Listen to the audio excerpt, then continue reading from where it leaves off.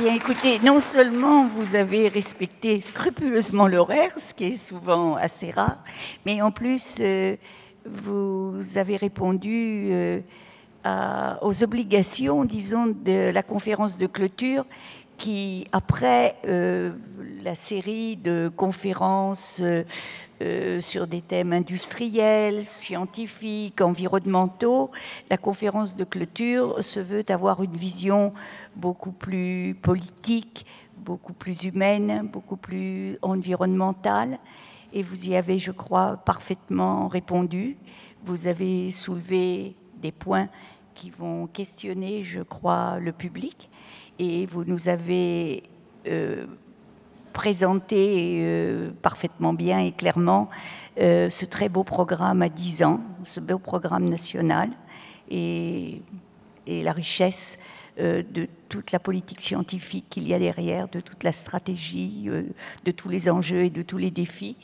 Et je pense qu'il va y avoir un certain nombre de questions qui vont vous être posées, parce que nous sommes concernés pour 10 ans par ce programme.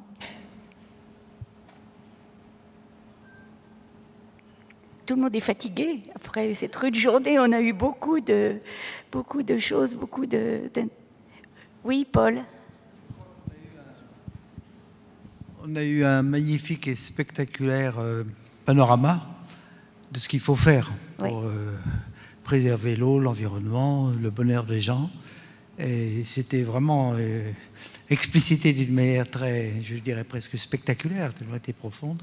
Maintenant, après l'exposé d'un panorama, qui est aussi l'exposé de but philo, ben, vient la question, et comment faire réellement? Alors là, vous avez fait, tout en bas de votre dernière diapo, il y avait quand même marqué le mot politique.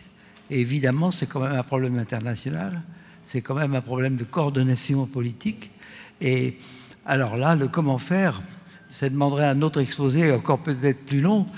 Qu'est-ce qu'on fait si un certain nombre de pays ne se prêtent pas au jeu et puis sont des mauvais élèves et puis abîment l'environnement ou abîment la condition de l'eau que les autres pays ont œuvré pour créer? Qu'est-ce qu'on peut faire dans ces cas-là? Qu'est-ce que vous avez comme suggestion au niveau des structurations internationales pour répondre à ces questions-là? C'est un programme national, Monsieur Rigny, c'est pas un programme international. Non, la première chose que je dirais, nous sommes conscients d'un certain nombre de réalités. Nous avons la responsabilité de les prendre en charge à tous les niveaux, en tant que scientifique, en tant qu'acteur, et partager sur un certain nombre de choses, de connaissances, est un moyen de faire prendre conscience un certain nombre de réalités à d'autres. La façon dont les politiques s'en emparent, c'est à toutes les échelles.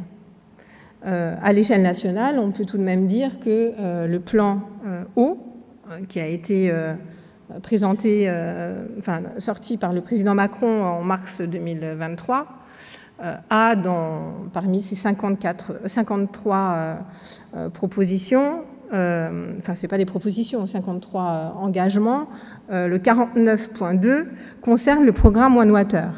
Donc ça veut dire qu'il y a quand même une reconnaissance un peu de la science et du rôle qu'on peut jouer pour mieux comprendre et mieux transmettre un certain nombre d'observations et de connaissances à partager. Ça, c'est une première chose. La deuxième chose, je ne l'ai pas évoqué, mais c'était sur une des dias, il y a les forums mondiaux de l'eau, tout comme d'autres grandes instances, et plus particulièrement la conférence onusienne sur l'eau qui s'est tenue en 2022. Ça faisait 44 ans qu'on en attendait une. Elle est arrivée. Il y en a une en 2026. Et on comprend pourquoi on a tant tardé. Parce que les enjeux sont tels qu'entre États, prendre position et venir préserver la ressource ou prendre des décisions, etc., c'est loin d'être évident. On sait bien comment chacun s'arrange dans ce type d'instance internationale pour que ce ne soit pas en contraignant et pour qu'on essaye de faire avancer les choses. Mais soyons positifs. il y a un certain nombre de choses et d'engagements qui sont menés.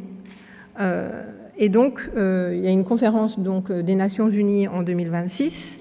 Il y en a une autre, je crois, qui est programmée pour 2028 ou 2029.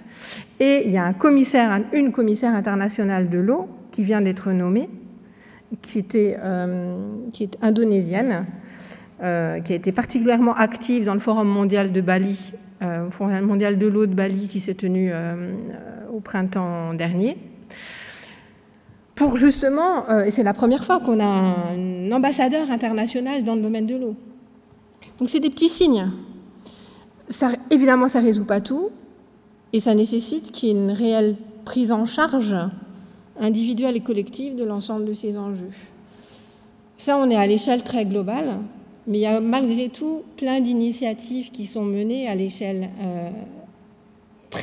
des territoires et sur lesquelles il faut aussi s'appuyer comme étant des exemples, éventuellement s'en inspirer, pour refaçonner de nouvelles réponses qui soient mieux adaptées selon la singularité des situations dans lesquelles on se trouve. Les agences de l'eau jouent un rôle essentiel actuellement, même si on ne leur donne pas toujours les moyens d'agir. Il paraît extrêmement important de reconnaître le dispositif finalement de représentativité de l'ensemble des secteurs. Si des grands efforts sont encore à faire pour que chacun s'écoute et accepte que l'intérêt de l'autre peut, pour une raison ou une autre, avoir une importance plus grande à un moment donné, mais on est dans une situation, à mon sens, qui est loin d'être simple, et il y aura toujours des gens qui vont avoir l'impression de perdre. Mais là, on est sur l'eau qui vient cristalliser des problèmes de société qui sont à un autre niveau. Merci. Est-ce qu'il y a une autre question? Oui. Derrière, au fond, là-bas.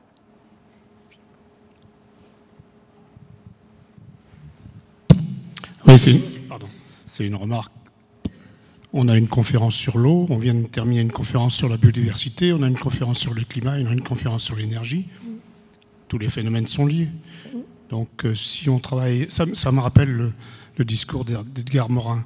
On travaille en silo, mais quand est-ce qu'on fait la synthèse des silos pour avoir une position commune, internationale? Parce que si on gère, si chacun gère dans son coin sa petite cuisine, on ne va jamais y arriver. Et on voit bien en Espagne que le problème de l'eau, il ne vient pas de l'eau, il vient du climat. Et la résolution du problème de l'eau et du climat, ça va demander de l'énergie, ça va demander de l'alimentation. Donc, bon, je veux bien qu'on raisonne en silo, mais il y a un moment, il va falloir faire les synthèses quand même. Ça fait 40 ans que le GIEC existe, ça fait 40 ans qu'on met les problèmes sur la table, et puis on est toujours à l'eau. On n'est pas encore au vin, mais ça va venir. On est bien d'accord. C'est d'une certaine façon ce qu'on pouvait espérer avec les objectifs de développement durable, d'avoir des interactions entre les différents ODD, mais dont on voit qu'ils sont plutôt... Même si l'eau est partout dans tous les ODD, on la concentre sur l'ODD 6 et c'est bien difficile de faire des liens. Mais restons, je dirais, je suis plutôt de nature positive, avec des actions qui peuvent se faire notamment sur des questions de continuum terre-mer, donc qui introduisent le rapport entre l'apport en eau, les écosystèmes terrestres et l'impact que ça peut avoir sur les milieux marins. Donc là, on est sur ce genre de choses. Et après, évidemment, c'est ce qu'on essaye de favoriser. Alors, c'est cette approche intégrée, systémique et holistique qu'on essaye d'interroger dans le cadre du programme One Water, en interaction avec d'autres acteurs et d'autres programmes, pour justement répondre à ces enjeux qui sont globaux et qui ne peuvent pas être envisagés. Mais je dirais, le naturel revient au galop.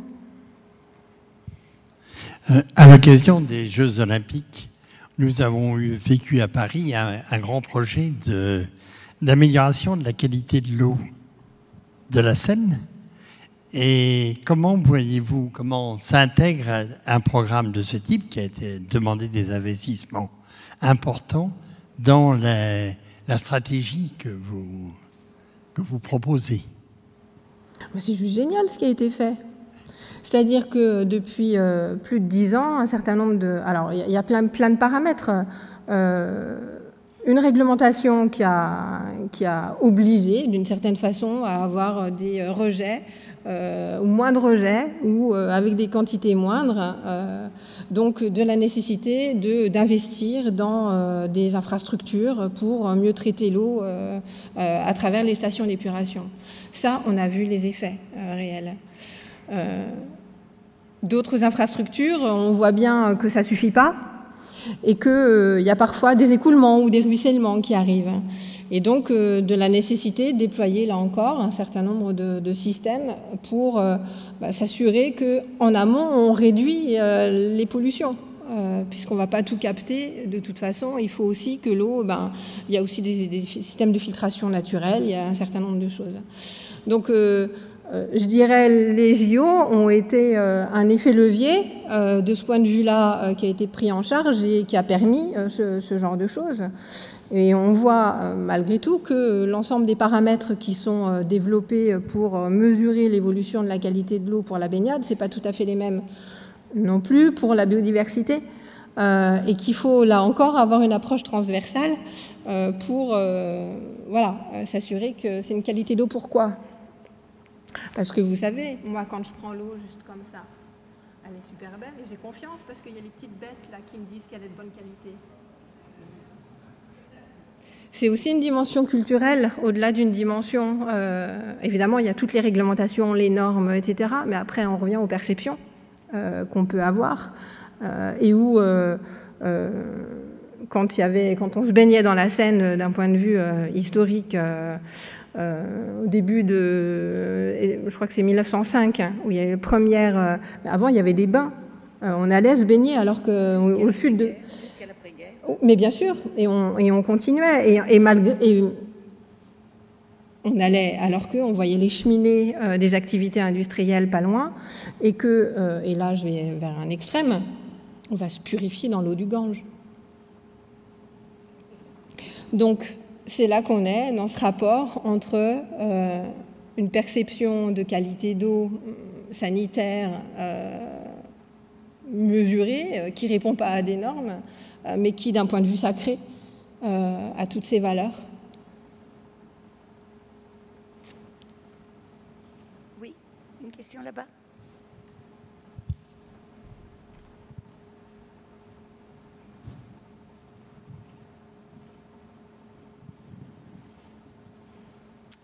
Merci. Oui, bonjour. J'aurais des questions sur les problèmes de captation d'eau et de redistribution des eaux de régions qui ne manquent pas d'eau vers des régions qui en manquent. Par exemple, typiquement à Perpignan, il n'y a pas beaucoup d'eau. Vous pouvez avoir beaucoup d'eau dans d'autres régions, pour l'instant dans les montagnes, mais on a eu c'est un problème qui n'est pas nouveau. Il y a eu déjà au XIXe siècle la création des canaux qui permettaient d'acheminer de l'eau de région à d'autres, tout en favorisant le développement fluvial. Mais enfin, Napoléon a quand même développé le canal de l'Ourcq pour alimenter Paris en eau. On a eu la construction des barrages au XXe siècle, avec, pour des questions énergétiques, mais également pour récupérer de l'eau et pour alimenter les terres agricoles aussi.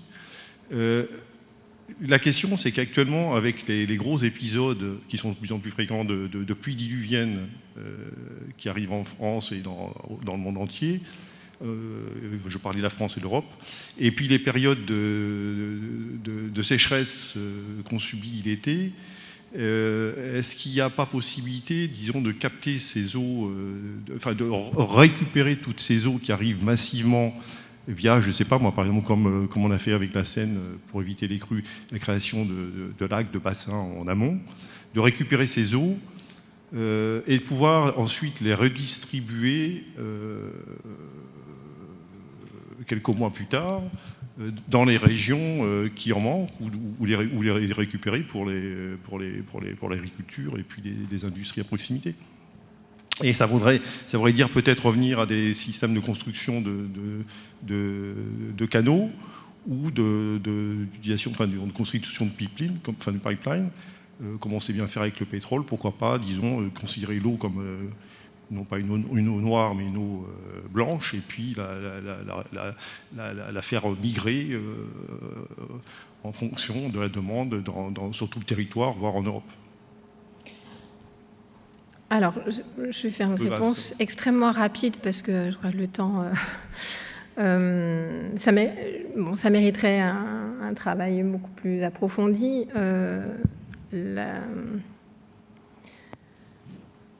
D'un point de vue traditionnel, grand nombre de solutions, vous en avez évoqué un certain nombre, ont été mises en œuvre.